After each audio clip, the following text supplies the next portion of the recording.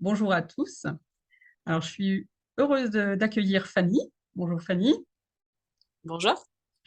Donc, j'ai vraiment le plaisir, en fin de compte, de pouvoir entendre ton histoire et que tu vas pouvoir partager avec tout le monde ton vécu, comment toi, tu as passé ta phobie scolaire et qui, aujourd'hui, voilà, à 29 ans, a fait que tu es la jeune femme que tu es là aujourd'hui. Donc, je te passe la parole et voilà, on t'écoute avec plaisir. Bonjour déjà. Oui, donc moi c'est Fanny, j'ai 29 ans et je crois que depuis autant où je m'en souviens, oui, j'ai toujours eu la phobie scolaire, je crois, hein. Depuis mon premier jour d'entrée à l'école, ça a toujours été très très compliqué. J'ai réussi à tenir tant bien que mal. Et puis, je crois que l'événement vraiment marquant pour moi, en tout cas, que j'ai à l'esprit, c'est un retour à l'école en cinquième, où là, impossible de franchir les portes de l'école.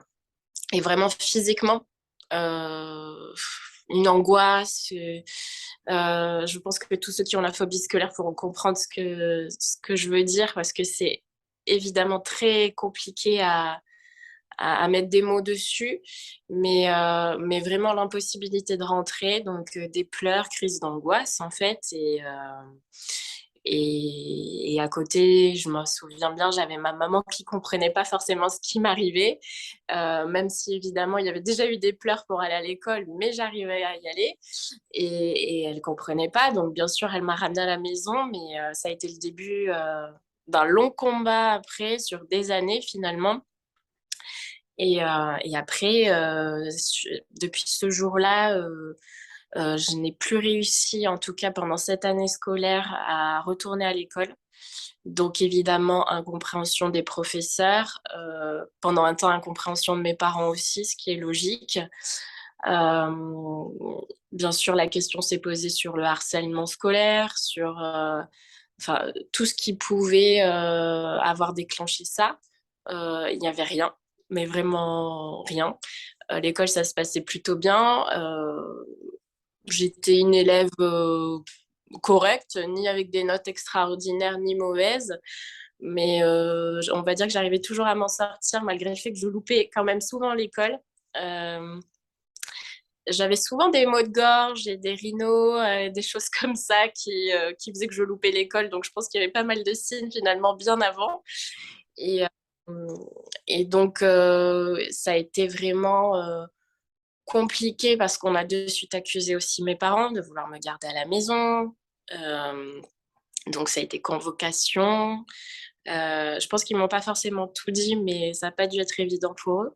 Et ça, c'était dès le départ, tu veux dire, c'est dès que, en cinquième, dès que tu es pu arriver à mettre les pieds à l'école, c'est ça? Ouais. Ouais, ça a été assez immédiat là-dessus. J'ai eu la chance, par contre, d'avoir un surveillant. Et d'ailleurs, je voudrais le remercier, même si on ne s'est pas revu maintenant depuis des années. Mais il a été très, très présent. Il s'appelait Grégory, d'ailleurs. Mhm. Et ça a vraiment été quelqu'un d'exceptionnel et un appui énorme sur toute cette épreuve parce qu'il était vraiment bienveillant avec moi. J'ai réussi à rentrer à nouveau à l'école et grâce à lui réellement, mais grâce aussi à mes amis, parce que début de quatrième ensuite, parce que vraiment, je crois que de janvier à du coup septembre, l'entrée en quatrième, je ne suis pas allée à l'école Mhm. et on a quand même accepté de me faire rentrer en quatrième. Pour que je puisse aussi rester avec certains de mes camarades. Donc là-dessus, l'école a été assez compréhensive. Et ensuite, quatrième, on a fait une sorte d'aménagement, en fait, d'emploi du temps, où je venais 2 demi-journées par semaine dans la CPE, enfin les bureaux où il y a les CPE, La voilà, vie avec scolaire, ouais. Mhm. voilà, cette catégorie justement. Et j'avais aussi, et ça c'était plutôt bien pour l'époque, parce que, je rappelle, j'ai 29 ans, donc c'était C'était en 2005, donc il y a peut-être 17 ans de ça maintenant. Oui. Euh, la phobie scolaire était pas tellement d'actualité à cette époque-là. Donc, l'école a quand même accepté de faire venir 2 professeurs chez moi aussi, 2 à 3 heures par semaine. Donc, j'avais un professeur de mathématiques et un professeur d'anglais qui venaient. Et c'était tout à fait bénévolement, en fait, qu'ils ont fait ça. Donc, je dois dire que là-dessus, c'était vraiment bien. Et donc, petit à petit, en faisant le pas quand même de revenir une demi-journée, mais sans être dans une classe. Donc, j'avais fait l'étape de rentrer dans l'établissement. Et ensuite, il fallait que j'ai l'étape de rentrer dans une classe. Et petit à petit, on a fini par y arriver. Ça n'a pas été évident, mais on a fini par y arriver parce que, bah, entre-temps aussi, j'ai eu quand même un suivi aussi psychologique, hein. D'ailleurs, une psychologue vraiment, vraiment aussi super qui a fini par détecter que j'étais HPI aussi, au potentiel. Alors, elle m'a fait passer les tests sans m'en parler. Elle en a parlé à mes parents et je pense que c'était la meilleure des solutions. Moi, j'ai pas été mis forcément dans la confidence au début là-dessus. On a fait les choses tout à fait normalement et puis après avoir passé ce test, on m'a indiqué donc que j'étais au potentiel et là par contre ça a été pour moi, alors je sais pas, j'espère que c'est pas trop décousu tout ce que je dis. Non, Euh, pas du tout. non, Oui. c'est, ça a été pour moi, par contre, très libérateur de savoir que j'étais au potentiel parce ça explique des fonctionnements différents, ça explique une sensibilité aussi extrême qu'on a du mal à gérer. Ça explique pourquoi des fois on se sent si différent par rapport aux autres et d'avoir la réponse là-dessus, c'est assez énorme. Alors, ça n'apporte rien de particulier, en tout cas pour mon cas. Après, je l'ai plus pris même pour un poids, vraiment. Mais finalement aussi, je me rends compte que ça m'a permis de m'aider dans une certaine facilité, malgré tous les cours que j'ai loupés. J'ai quand même réussi à m'en sortir dans ma scolarité, donc je pense qu'il y a eu quand même une petite aide grâce à ça aussi. Mais c'est vrai qu'encore aujourd'hui, je le vois plus comme un fardeau, souvent, d'être au potentiel que comme un avantage. Mais, euh, mais bon, c'est vrai que ça m'a aidé à m'en sortir dans ma scolarité. Et donc, pour revenir au scolaire, donc j'ai entamé après la deuxième partie de la quatrième, parce que la première partie, je l'avais quand même un petit peu loupée. J'ai réussi à rentrer en classe et encore une fois, par l'aide de Grégory et également par des amis vraiment en or. Et je vais aussi en profiter sur ce vocal parce que je pense qu'elle va m'écouter après. Marine en particulier, qui est encore aujourd'hui mon amie et qui a toujours été présente et qui m'a énormément aidée dans cette épreuve. Et je dois dire que c'est vrai que d'avoir un entourage qui est présent, c'est juste incroyable parce que je pense que je n'en serais pas là aujourd'hui sans ma famille et sans mes amis. Donc voilà, Marine aussi, incroyable. Et donc j'ai réussi à faire ma quatrième, ensuite ma troisième où j'ai encore eu la chance que le collège m'a permis d'avoir mes amis dans ma classe. J'avais le choix de choisir 2 personnes en fait à chaque fois avec moi. Ils ont été très durs avec mes parents, mais finalement, sur certains points aussi, ils m'ont permis quand même de finir le collège. J'ai eu mon brevet. Euh, Comment, je ne sais pas trop, parce que j'ai loupé presque 2 années de collège, mais bon, j'y suis arrivée. Et puis ensuite, s'est posé la question du lycée. Donc moi, très enthousiaste à l'idée d'aller au lycée parce que bah, j'adorais les études autrement. Apprendre, c'était tout ce que j'aimais. Et c'est vrai que ça aussi, c'est important de le dire. La phobie scolaire n'entraîne pas le fait qu'on n'aime pas étudier, qu'on n'aime pas aller à l'école. C'est pas ça. C'est qu'on ne peut pas y aller. Et j'ai souvent entendu même des camarades me dire, mais t'as de la chance, tu vas pas à l'école. Ou alors on est traité de feignant. Ou... Non, c'est pas ça. Si on pouvait, on ferait comme tout le monde et on irait étudier parce qu'au contraire, on adore ça en général. Beaucoup aiment ça en fait, je pense. Donc, euh, donc non, c'est tout l'inverse finalement. Et donc, j'ai intégré une seconde générale.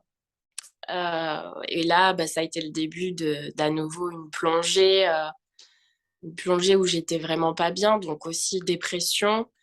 J'ai tenu de début d'année, septembre, jusqu'en mars, où j'étais épuisée en fait de toujours résister, de toujours combattre, à devoir me lever le matin, aller à l'école.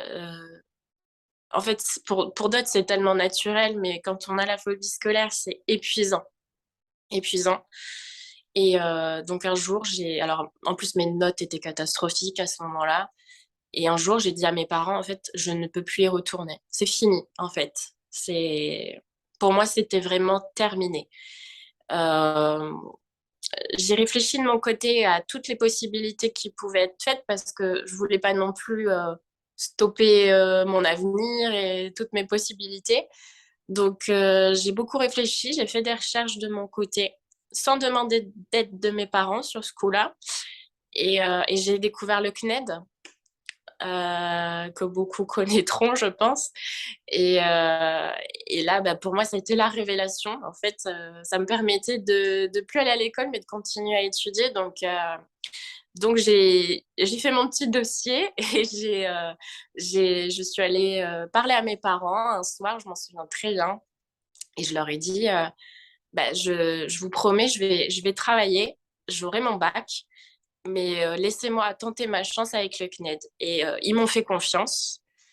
On a stoppé cette année scolaire. J'ai décidé de redoubler la seconde parce que le lycée, par contre, a été très compliqué où on me disait que je ne voulais pas travailler, que il ne me fallait pas d'études, en tout cas générales, ni ensuite supérieures, qu'il fallait que j'aille dans un lycée professionnel. Alors, j'ai rien contre le lycée professionnel. Si j'avais trouvé ma voie là-dedans, ça aurait été aussi très bien.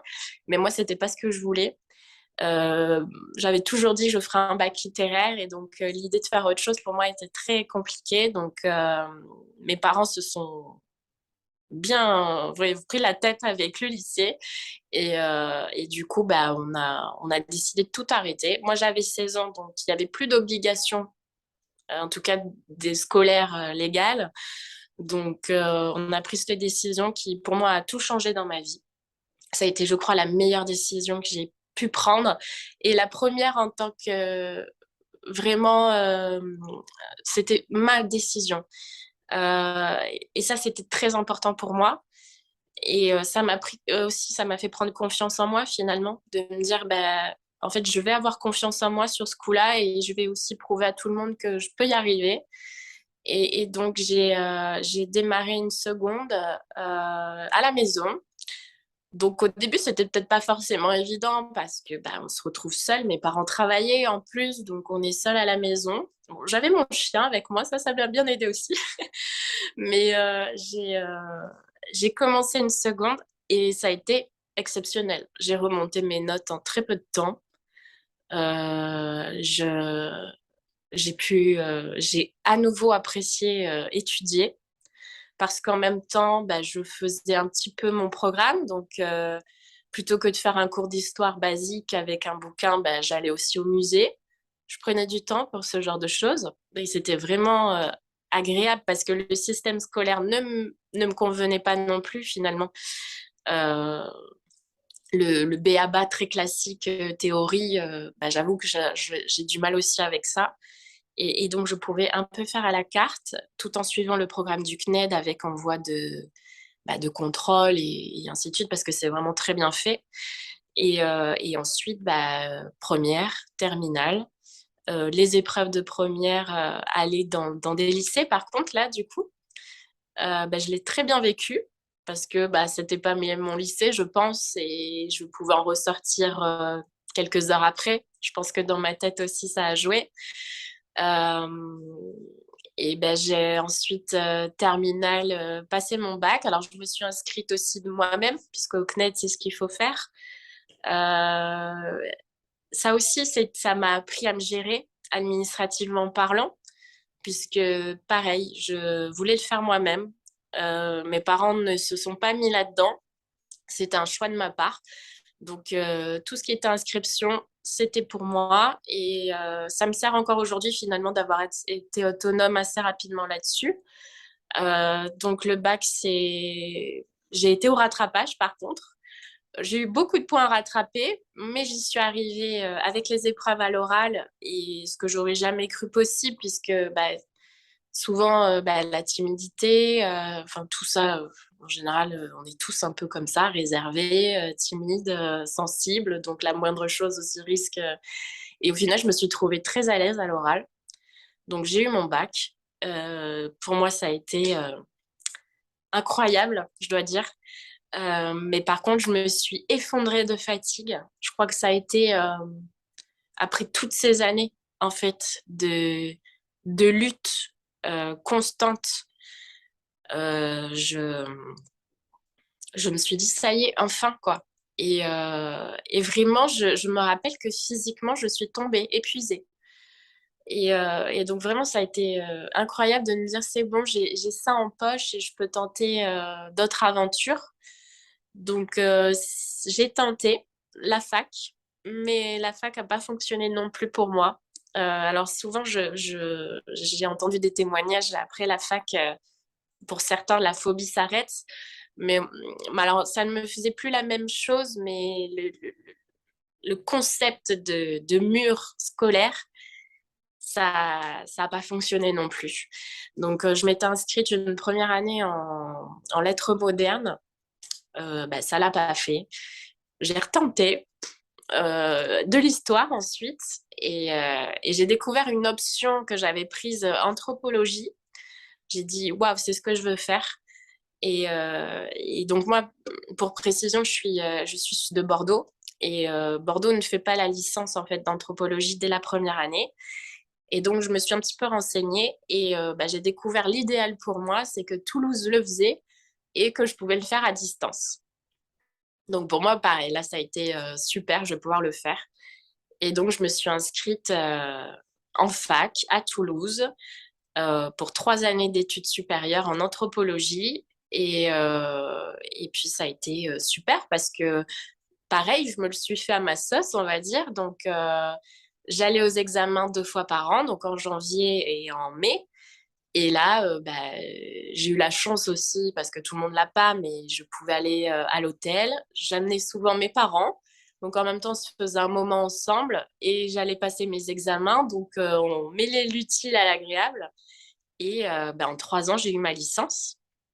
Et donc là, pour moi aussi, ça a été... j'étais vraiment heureuse de me dire, ça y est, j'ai un bac plus 3, c'est ce que je voulais. Mes études ont été passionnantes. En anthropologie, j'ai vraiment adoré.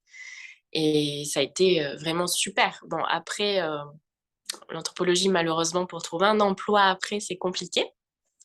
Donc j'ai un petit peu galéré. Mais depuis maintenant, donc la licence, je l'ai eu en 2018, je crois. J'ai galéré bien 2 ans, euh, toujours avec le soutien de mes parents, vraiment.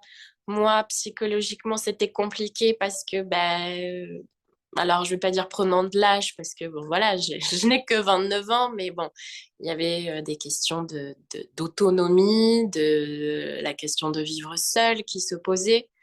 Euh, Pareil, quand on est ultra sensible, émotif, quand on a aussi, je pense, comment dire, euh, souvent, émotivement parlant, on est beaucoup moins avancé, alors pas avancé, mais moins mature en tout cas, quand on est au potentiel que certains.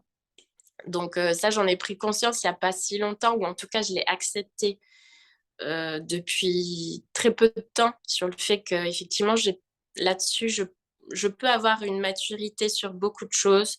Peut-être que j'ai été en avance aussi sur des choses, mais émotivement parlant, je pense que j'ai eu une immaturité pendant longtemps. Je pense que certains le comprendront aussi, ça. Et, euh, et donc, du coup, bah, rester chez ses parents, c'est très rassurant aussi. Et en même temps, j'avais une envie incroyable de prendre mon indépendance. Donc, j'ai fini par trouver un petit emploi en tant que serveuse. Alors, incroyable pour moi parce que ultra timide, bah, ça m'a permis de m'ouvrir au monde. Ça m'a beaucoup aidée. Et en même temps, en suivant, j'ai trouvé un emploi d'assistante de direction dans une association. Encore une fois, et toujours grâce à mon amie Marine, qui je crois me suit au quotidien en fait dans ma vie. Et en vous en parlant, je me dis que c'est incroyable d'avoir cette relation avec cette personne. Euh, elle m'a parlé d'un poste d'assistant de direction. Donc dans le, alors je sais pas si je peux dire l'association dans laquelle je travaille. Euh, Écoute, c'est vraiment comme tu le sens. Donc, ouais. Voilà, donc je travaille au sein du groupe SOS Solidarité. Et, et donc, on travaille dans...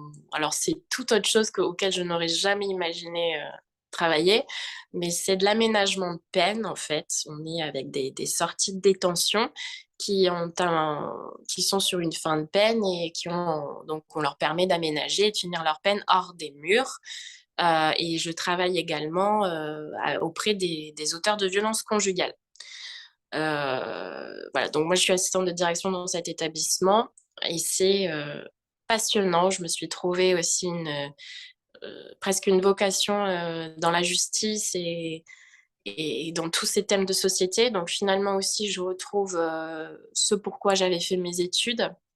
Je ne suis pas cantonnée qu'à l'administratif d'un poste d'assistante de direction. Et même si c'est pas évident tous les jours, j'avoue que je m'épanouis là-dedans. J'ai pris mon indépendance aussi depuis la fin de l'année. J'ai mon appartement. J'avoue que j'aurais jamais cru il y a quelques années de ça être là où j'en suis aujourd'hui. C'est-à-dire que c'est même pas j'arrive. Pour moi, c'est tout à fait naturel maintenant. Mais tous les matins, je me lève et je vais au travail et j'ai pas d'angoisse. Je suis contente d'aller voir mes collègues parce que j'avais peur de ça aussi, que la phobie scolaire se transforme après en phobie sociale finalement, ce qui arrive des fois, et que je n'arrive pas à aller au travail et que finalement j'arrive à rien dans ma vie. C'est vrai que c'est des questions qui obsèdent parce qu'en même temps, ben, on a une dépression, donc on sort moins. On, il y a plein de choses qui impactent en fait sur sa vie et c'est en général et c'est pas juste le fait d'être à l'école. Et donc, aujourd'hui, j'arrive à avoir une vie lambda, on va dire, dans les faits. Euh, Même s'il y a des moments où ça peut revenir, hein, je pense qu'on n'en est jamais totalement guéri de toute façon. Il y a des cicatrices qui sont là aussi de toute façon, parce qu'on n'a pas eu un parcours comme nous dicte la société en tout cas. Et aujourd'hui, en même temps, j'en suis fière de dire que bah non, j'ai pas suivi les règles de la société et de ce qu'on nous dicte de faire et les cases dans lesquelles on doit être. Mais ça, finalement, il faut essayer de se dire que c'est une force et qu'au contraire, tant qu'on arrive à ce qu'on souhaite, et ben, on le fait à sa sauce et comme on le veut, en fait. Et même si c'est semé d'embûches, bah, si on y arrive, on est drôlement fier de soi à un moment donné. C'est plutôt chouette. Ouais. et je te confirme, Fanny, ça s'entend. Mhm. Alors, ouais, Ah ouais. bah, déjà, bravo pour ce parcours. Euh, c'est vrai que ce que j'ai entendu beaucoup, c'est que tu as vraiment eu aussi des personnes ressources sur ton chemin. Ouais. Le fait que tu as pu passer ces étapes, malgré que ça a été très compliqué. J'entends voilà, vraiment la souffrance qu'il y a eu toutes ces années. Et pour Mm. tenir, tu dis, c'est comme un combat. Pour d'autres, c'est tellement Ouais. naturel. Et pour toi, ça a été semé d'embûches et rien n'a été simple, en quelque sorte. Non. Donc Rien. oui, je te confirme que tu peux te féliciter aussi voilà, de tout ce que tu as réussi et aujourd'hui voilà, d'entendre voilà, que tu as trouvé en fin de compte ta zone d'épanouissement en quelque sorte donc, et que tu as réussi en fin de Ouais. compte toutes ces épreuves-là t'ont construite, si j'entends bien, et ont Oui. permis d'être voilà, qui tu es aujourd'hui. Mhm. Oui, complètement. et aujourd'hui, c'est vrai que j'avais beaucoup de mal à en parler, en fait, même de ça. J'ai souvent menti, même, à dire que c'était un choix de faire des études bah, vraiment comme ça à distance, ou alors que c'était juste les kilomètres qui faisaient que je faisais les études chez moi. Et finalement, maintenant, j'en parle assez librement et c'est important. Après aussi, je pense que on en parle aussi davantage, ben, comme grâce à votre association. Enfin, en tout cas, moi, à mon époque, tout ça, ça n'existait pas c'était vraiment des balbutiements et donc, je trouve ça bien aujourd'hui que la parole soit libérée et que justement, bah, moi, ça me permet aussi d'en parler autour de moi sans penser à un jugement ou s'il y en a un, bah, je saurais répondre et quoi dire finalement. Donc non, c'est important aussi de se dire qu'effectivement, c'est devenu une force et que ça nous construit, comme vous avez dit, et que ça fait ce que l'on est. Et, euh, et voilà, donc c'est énorme. Et comme, enfin voilà, encore une fois, j'ai beaucoup remercié, c'est vrai, les gens de mon entourage, mais je voudrais dire encore une fois, et je crois que j'ai oublié, mes parents et mon frère.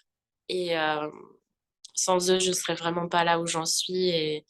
Et ça a été incroyable de compréhension. Mon frère aussi, qui pourtant était jeune et adolescent à l'époque, aurait pu ne pas comprendre et ça a été tout l'inverse. Donc, ouais, j'ai eu un entourage exceptionnel, faut le dire. Ouais, bah, je suis ravie que tu puisses leur passer ce message, que c'est vrai que on oublie souvent ceux qui entourent les jeunes. Enfin, nous, on en est bien conscient au niveau de l'association que c'est pas juste le jeune qui souffre dans cette histoire-là, mais que c'est toute la famille qui est impactée. Donc Ouais. voilà, bah, pareil, je félicite toutes les personnes qui ont été aussi à côté de toi, tous ceux qui ont fait que voilà, tu as pu avancer malgré toutes ces épreuves-là, toutes ces difficultés.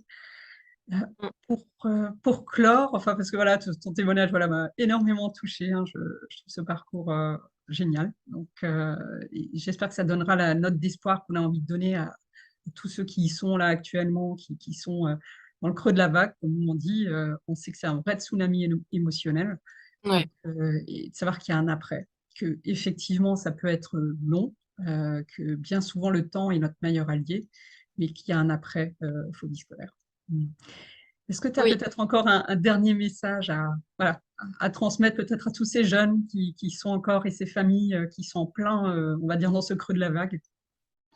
oui. Bah déjà, je voudrais leur dire bon courage parce que c'est pas évident. C'est effectivement un chemin qui risque d'être semé d'embûches, ça c'est vrai. J'espère que vous serez bien entourés en tout cas et que et vous dire qu'au bout de tout ça, en fait, il y a la lumière et que vous n'avez plus qu'à tracer votre chemin, en fait, et sans penser à tous les dictates qu'on nous a mis dans la tête, en fait, et tout ce qu'on nous impose aussi. Vous pouvez créer votre propre chemin pour y arriver. Et ça, c'est vraiment important. Et, euh, et parler surtout, parce que je crois que garder ce que vous avez en vous et la douleur que vous avez, parce qu'effectivement, c'est quelque chose de vraiment compliqué à vivre et c'est un poids. Donc vraiment, libérez-vous de ça et n'hésitez pas à en parler en fait autour de vous, même si c'est pas vos parents ou trouvez quelqu'un à qui en parler parce que déjà ça vous soulagera beaucoup, je pense. Donc voilà, bon courage en tout cas parce que c'est pas évident. Merci beaucoup, Fanny. Donc, on va clôturer sur ça. Et puis, ben, j'espère voilà, que ce témoignage pourra apporter cette note d'espoir qu'on souhaite à toutes ces familles. Et savoir que voilà, vous n'êtes pas seul, voilà, et que effectivement l'association est aussi là pour ça. Et que, il suffit de consulter notre site si vous voulez un petit peu plus de renseignements ou rencontrer, on va dire, des gens qui sont concernés. Merci, Fanny. Belle continuation à toi. Merci beaucoup. Et vous aussi, parce que c'est un peu ce que vous faites. Merci.